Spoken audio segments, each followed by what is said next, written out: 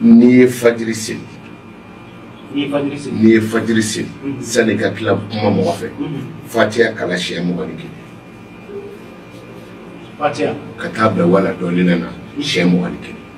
21 ni ye seli fana seli siɲɛ 22 ni ye lansara seli siɲɛ 23 ni ye fitiri seli siɲɛ 24 ni ye safo seli siɲɛ 22 ni ko a daminɛ bi fajiri la ye automatique de parce que ni mɔgɔ wari ye nusu kɔnɔ si di ni mɔgɔw sɔnna ka wari bɔ o la Konate diinɛ lase ne t'i yɛrɛ yiri minɛ nana ye don parce que n sara la ko n ka Ala ko ta o ye kunnabɔya ye mais su taara Konate ni sigi gaku getora ya ti ka tɛmɛ o kan de mana Ala bi sɔrɔ kundo min na direct n bolo bi bɔ a caman ka ɲinɛ ya daminɛ o amina ya faamu ami kunyana Fatiha a kala 21 i bi hami min nɔfɛ tigitigi o de to wɛrɛ nana o de formuler o de i mago bɛ min na tigitigi fajiri mana seli ka ban a kala siɲɛ 21 fajiri siɲɛ 21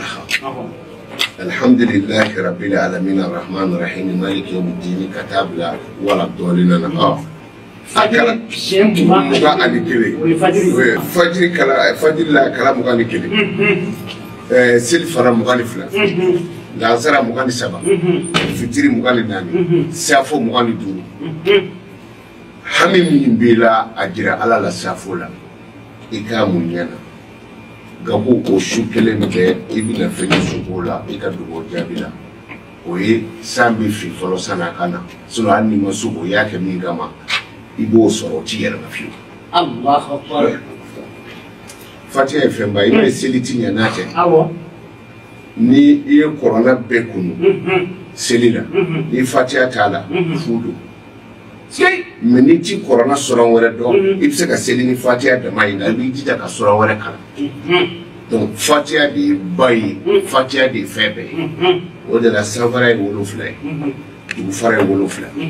n'i ye Fatiha aya 1 kalan o ye sanfara fɔlɔ lakile ye o bɛ dayɛlɛ